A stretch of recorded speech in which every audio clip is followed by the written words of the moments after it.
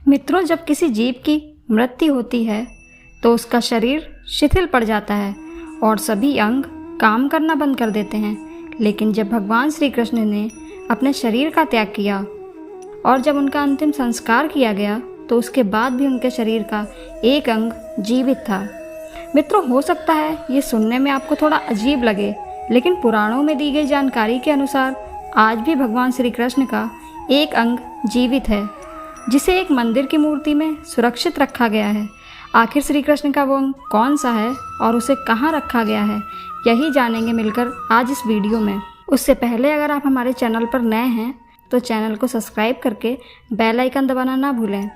मित्रों, द्वापर युग में जब भगवान श्री हरि ने श्री कृष्ण के रूप में अवतार लिया तो ये उनका मानव रूप था और सृष्टि के नियम के अनुसार हर मानव की तरह भगवान विष्णु के इस रूप की मृत्यु भी निश्चित थी। कहा जाता है कि महाभारत युद्ध के होने के बाद गांधारी ने श्री कृष्ण को श्राप दिया था कि जिस तरह मेरे वंश का नाश हुआ है उसी प्रकार से तुम्हारा और तुम्हारे वंश का भी आपस में लड़ते हुए नाश हो जाएगा। और मित्रों, महाभारत का युद्ध समाप्त होने के 36 वर्ष बाद गांधारी के श्राप का असर आरंभ होने लगा। अभिशाप के कारण द्वारिका में अपशगुन शुरू हो गए और एक गृह युद्ध में सभी यादव प्रमुखों की मृत्यु हो गई। एक दिन श्री कृष्ण एक पेड़ के नीचे ध्यान लगा रहे थे, तभी जरा नाम का एक बहेलिया हिरण का पीछा करते हुए वहां पहुंच गया। जरा ने कृष्ण के पैरों को हिरण समझ लिया और तीर चला दिया और वो तीर श्री कृष्ण के पैर पर जा लगा। जैसे ही बहेलिये को अपनी गलती का एहसास हुआ, वो श्री कृष्ण के पास पहुंचा और उनसे माफ़ी मांगने लगा। जरा को नहीं पता था कि उसके हाथों श्री कृष्ण के पैर पर तीर लगना स्वयं भगवान की लीला का ही एक हिस्सा था। जिसके बाद श्री कृष्ण ने उसे बताया कि उसकी कोई गलती नहीं है, बल्कि इस तरह उन्हें धरती त्यागनी है। भगवान ने बताया कि त्रेता युग में श्री राम के अवतार के रूप में उन्होंने सुग्रीव के बड़े भाई बाली का छुपकर वध किया था। पिछले जन्म की सज़ा उन्हें इस जन्म में मिली है और जरा ही पिछले जन्म में बाली था।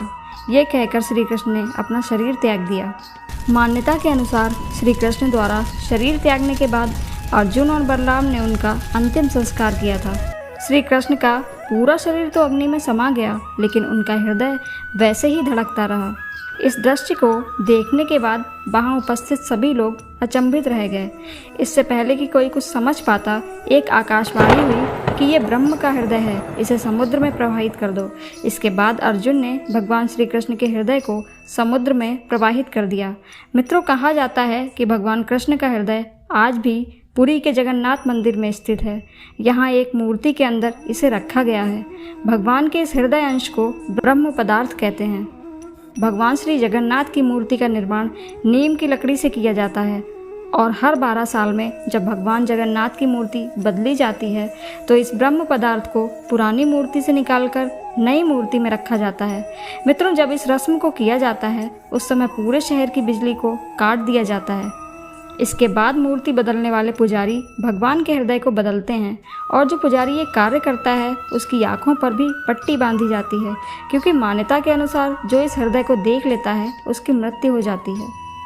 मित्रों, इस रस्म को करने वाले पुजारी बताते हैं कि जब वो हृदय को एक मूर्ति से दूसरी मूर्ति में रखते हैं तो उस समय उन्हें हृदय के धड़कने का एहसास होता है। जब वो अपने हाथों में हृदय को पकड़ते हैं तो उन्हें ऐसा लगता है कि मानो कोई छोटा सा खरगोश उनके हाथों में फुदक रहा हो। तो मित्रों, आप में से कौन जगन्नाथ मंदिर और श्री कृष्ण के हृदय के इस रहस्य के बारे में जानता था? मुझे कमेंट करके ज़रूर बताएं। इस वीडियो में बस इतना ही। वीडियो पसंद आई हो तो लाइक शेयर करना बिल्कुल भी ना भूलें। जय श्री कृष्णा। धन्यवाद।